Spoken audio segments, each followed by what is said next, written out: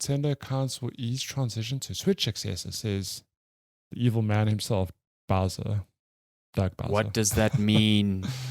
Don't know. Does that mean? I don't know. Is this Nintendo being self-aware going, listen, we know we're difficult. We're going to be less difficult. Let me tell you this much. If Nintendo knew that backwards compatibility was going to be a thing, they hadn't. Maybe it's because they haven't announced the new Switch. You know, they haven't actively said this thing exists. Yeah. But they are talking very roundabout ways about this thing. If backwards compatibility was a thing, they would have said it. Like, that is what I'm thinking. Like, they are talking about the new console generation, but they're talking in such airy-fairy, vague ways that, like, why? Just, you know, like, either say yes or no, or maybe it's something they're still working on. But this whole thing of ease the transition, what the fuck does that mean? I'm going to go ahead and say that they're not going to be backwards compatible. You're getting these reports that are saying they won't. Like, there's people, dev kits, saying it doesn't have, you know, currently. And then you get some saying that, no, we've heard from Nintendo it's coming. Like, no one seems to really know, like, if this is going to be a thing or not. So it's very weird because typically with handhelds, Nintendo aren't bad with backwards compatibility. It's like if you had... Oh, wait, no, I'm speaking rubbish. A DS wouldn't be compatible with a 3DS. Or would it? I feel like there are some cases where they are like, cool, you can use your old cartridges here, it'll work. Yeah, but I mean, the Wii U was backwards compatible with the Wii. But that doesn't always happen, though. No, it doesn't. Yeah, it's sort of like when the console still mimics the sort of gimmick. So, like the Wii U still had it could still connect to the motion controllers because it still had its own sensor bar, whatever. Like the new Switch is, from what we've heard, still a hybrid. So I don't think there's games necessarily on there that would be like, well, this won't work. But at the same time, Nintendo did that themselves within this generation. They put out the Switch Lite. So there are actual games that do not work on the Switch Lite unless you have like a separate Joy-Con set. So I don't know. Anyway, this is the quote from Doug Bowser, specifically talking about the Nintendo accounts. He says, in the past, every device we transitioned to had a whole new account system, which was kind of insane. It is crazy. So you had to always create a new Nintendo console-specific account for that. Fucking crazy. Creating the Nintendo account will allow us to communicate with our players if and when we make a transition to a new platform. Okay. To help ease the process or transition. Listen, I don't know. I'd like to think that Nintendo cannot hope to get away with not making this thing backwards compatible. But at the same time, if they come out of this thing and they're like, it is not, like, what are people going to do? Just not buy it? Not buy the Switch 2. I highly doubt that's going to happen. Unfortunately, I'm there. I will buy that Switch 2. Doesn't matter. I mean, Nintendo already doesn't allow you to do basic things like transfer your Animal Crossing island to a new console. So if people are like, oh, but I really want to play my Animal Crossing, it's like, you can't anyway. So just fucking accept that. Voice chat. Remember when Nintendo got voice chat right? No, they haven't. It's 2023. Yeah. I don't know. I mean, you and I both know, having transitioned to new Switches quite recently, how kind of bonkers it is that you can't just take out your micro SD card that is formatted specifically to a Nintendo console. You plug it into new and it's like, nope, this was in another console, can't use this, have to format it. It's like, what? In the year of our Lord and Savior 2023. What are you talking about? It blows my mind that that's how that works. It's unreal. Like, I can take a drive from a PlayStation to another PlayStation, it works. I can take a fucking SSD, that little thing that Microsoft makes you plug into the back, plug it into and it just works. Yeah. You know, obviously they don't work if I take it from an Xbox to a PlayStation because they format it differently. Like, I get that. But like, this is one Switch to another. Just let me know. But Nintendo we know, they're not great when it comes to living in present day. They're 10 years behind. Could not believe I had to manually download every game again and then manually go and check, because their cloud system is pretty bad. So you have to manually go and check that you've uploaded cloud data for everything because, hey, if you decide that you are going to turn off your account, it just like, boom, gone. All that stuff's gone. Like, yeah. It's madness. God Actual bless everyone madness. transitioning to a new console, which they think will ease the transition if this is what they think is easy right now. I hate to see it. Anyway. Yeah. Do you think they'll announce this thing before the end of the year? When was the Switch announced? Why do I feel like that was an end of year announcement? It was October. Was it October? Okay, so and then it launched in like March. I don't think they're going to have the same short time frame. Yeah, I think that was very specific to the Switch. Listen, Jeff Keighley's still got the Game Awards coming. Can you imagine? I'm thinking of that as well. I just don't know if Nintendo wants to do that there. I could be wrong. Why wouldn't they though? Like it's if you're gonna announce, I feel like they just do their own direct. Yeah, but if you do a direct, Nintendo fans are gonna watch anyway. But if you do it at a Game Awards show, you're gonna get lots more gamers watching. I agree with you. Like I'm fully on board with you. I just don't think Nintendo thinks that way anymore. No. That's why they started the whole direct thing in the first place. So Nintendo's like, we won't do it unless we can have that one dude whose name I forget clicking with every direct. Oh yeah, the president. Yeah, he needs game. He'll just start a direct and he'll have two hands up. Oh wow, it's we see what you did there. You'll be like, see you next time for a special announcement, and he'll do 2 clicks. And I'll be like, it's happening.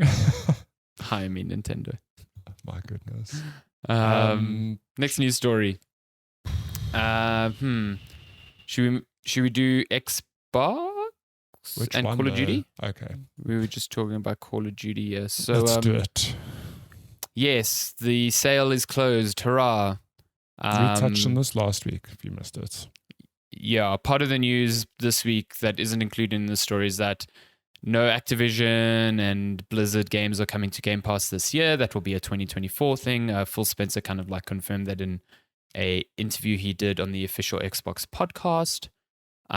Because a lot of people were thinking like, "Ooh, they're just going to shadow drop some Activision games." Just push the button. Just push the share button. Take some time. Yeah, take some time.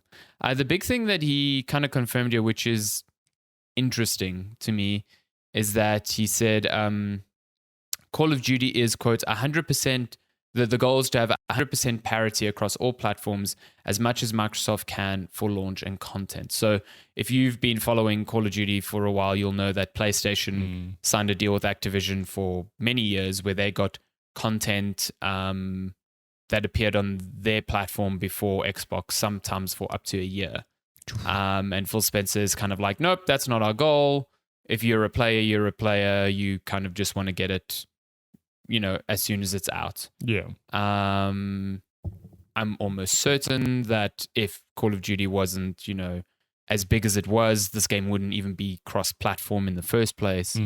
But it just makes a lot more sense for Microsoft to keep it on both because making more money, so why not make it, like to give Xbox players parity would just muddy the waters. So, yeah. He says, we have no goal of somehow trying to use Call of Duty to get you to buy an Xbox console. I want the Call of Duty nation, to feel supported across all platforms. Yeah, sure. Call of Duty is bigger than a console. It makes tons of money every year. To try and use it to drive console sales is not going to work. You're shooting yourself in the foot if you're giving PlayStation players like a worse experience. Why would you do that? It also flies in the face of a lot of the shit he's been saying for the past 2 years. So for him to go back on that would kind of make him look kind of dumb. Will he do that for other Activision games? Absolutely. Like there are going to be a bunch of Activision games that are going to be exclusive, almost certainly. Yeah. So, yeah. Diablo 5. Sure. StarCraft 3. You heard it here first. Oh, God. I cannot ever see that being greenlit under Microsoft. We'll see. Should we stick with Xbox and just touch on the really good month that is Game Pass this month? Look at me saying month fast. It's the month of Halloween. It's the spooky October. So, of course, in a nice big old surprise, Dead Space, the remake that launched just earlier this year, is now, I think it's out on Game Pass already, or is it coming to Game Pass already?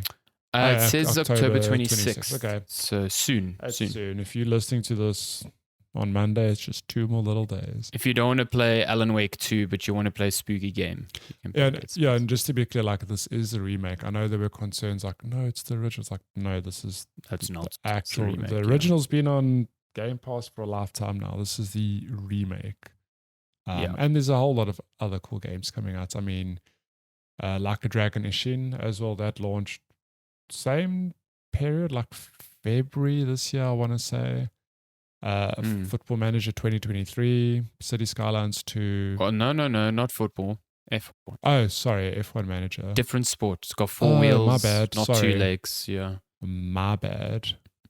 City Skylines 2, Frog Detective, which we touched on earlier, the entire mystery coming to Game Pass.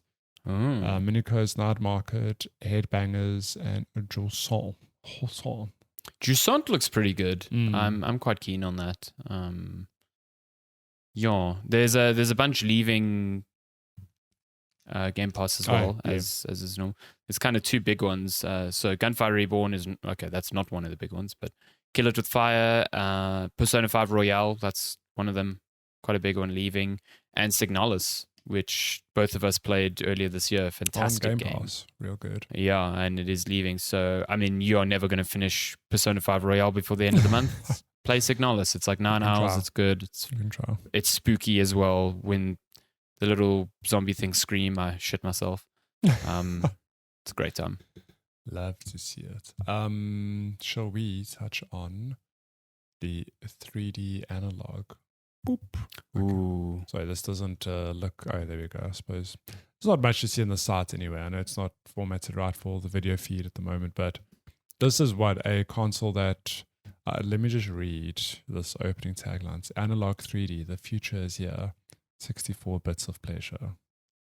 Now you're thinking, whoa, what does that mean? Whoa, 64 bits. 64 bits. No emulation. It's at least 63 than more than I'm used to. Damn. It is a Nintendo 64. Well, they say not an emulator, but it's a Nintendo 64 it's not. console. So it is. It isn't an emulator because, like, if you've kept up with what Analogue does, they do full FPGA like engineered consoles. So if you're unaware, FPGA stands for Field Programmable Gate Array, and it's essentially these microprocessors that can be reprogrammed to kind of mimic any other sort of hardware. Okay. Now, you've got devices out in the wild that use FPGAs because they're pretty accessible, like the Mister is one of them.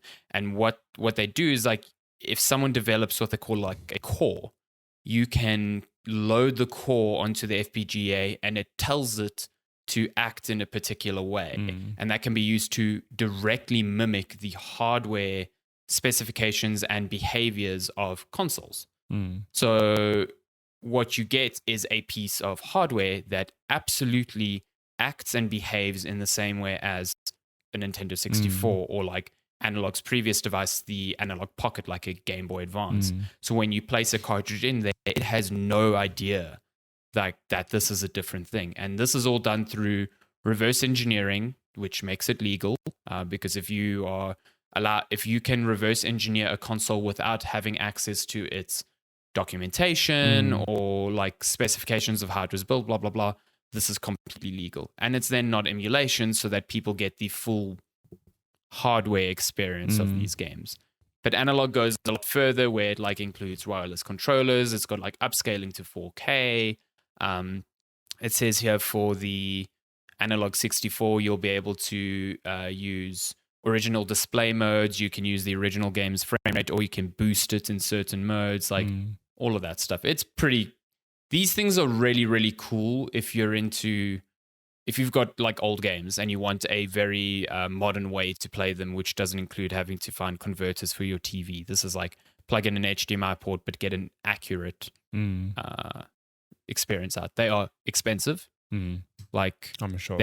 Analogue made a SNES, or was it an NES or an SNES one a while back? I think it was the Analogue NT. That was like $600. The Analog Pocket is $250. And then on top of that, it's also like if you can get it, because these things sell out almost instantly. Yeah, well, So I just clicked over to the pocket, and a lot of these looking real sold out. they all sold out. They sell out within seconds of being made available. Yeah. So the Super NT was $200. I was wrong. And then they made, so the Super NT was the Nintendo SNES. Mm-hmm. They've made one for the Mega Drive, the Sega Mega Drive. Then the Analog Duo. What was this mimicking? I can't tell, actually. NT Mini Noir. And then the Pocket. Yeah, the Analog Pocket is their most recent one. And that thing has been pretty cool. Nice. It is a very, very gorgeous console. Whoa, there's Shrek on here. Shrek Fairy Tale Free. Oh, damn. There was a Shrek Game Boy game? Who knew? I would be kind of interested in the Analog 64 purely because that means I could play Majora's Mask as it was originally made. Yeah. Will I spend $500 just for that experience? Probably not. Probably not. Yeah. But yeah, it's pretty cool. It's very cool. It's coming out next year. That's all they've said. Nice. Last two pieces of news. Let's touch on the awful King Kong game that launched a week or two ago. So if you don't know, what's this game called? It's like King Kong, something Skull Island. Skull Island, Rise of Kong. It is a terrible game. Like I've seen footage from it. It just looks bad. And apparently there's a report now that says it was made in a year by overworked developers. It was developed by no more than 20 people. And you can 100% see that. It is not a good looking game. And I do not think it plays well at all. But like, so, when was this announced actually? It was only like a few months ago, I feel like. And even then the announcement was like, woof, what the fuck is this? Like this looks... So yeah, it says here The Verge spoke to developers from Iguana Bee. Pretty cool name. A small studio based in Santiago, Chile. Yeah. And that their publisher, whose name is Game Mill, which is real apt for what's happened here. What happened, yeah. Gave them only 1 year to develop the game from scratch. The process of started in June 2022, and it was aimed to end June 2nd of this year. So 1 year development process. That is fucking nuts. Yeah. But as you can see here, like who's ever going to trust a game from Game Mill all over again? After Probably that, never again. So yeah.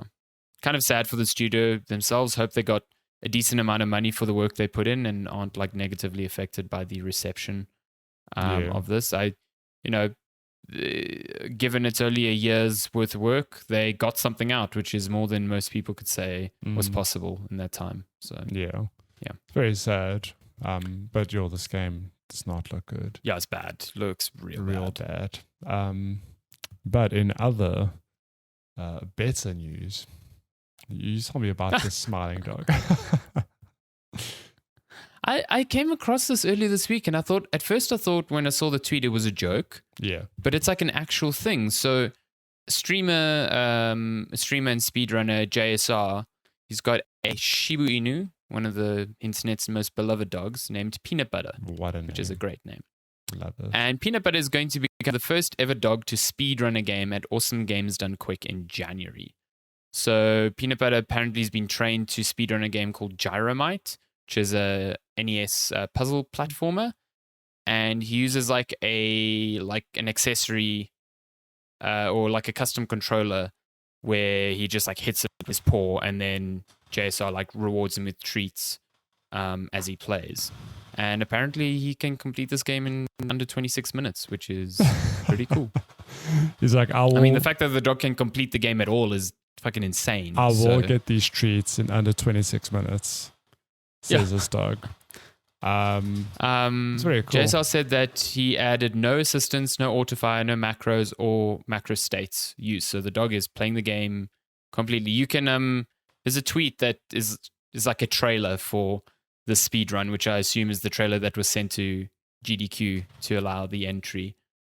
It's real wholesome. It's really good. Why won't you play video? It's fine. I'll watch it. No, after. it's in the tweet. Sorry, I'm clicking the wrong thing. Yeah, it's in the I'll tweet. watch this. I'm here. Love to see it. This dog's like, yes, the treats. tell me more about the treats. I love wholesome news like that. It's good, yeah. I can't wait to watch this run go down. So yeah, that's cool. JSR himself's going to be speedrunning Castlevania 3 Dracula's Curse at AGDQ as well. He only does it in 40 minutes though. So really, who's the superior runner here? He trained his dog too well. Yeah. Yeah, on that wholesome, but that is news. Oh, is that it? Week. Oh. That's it. Yeah, we got everything.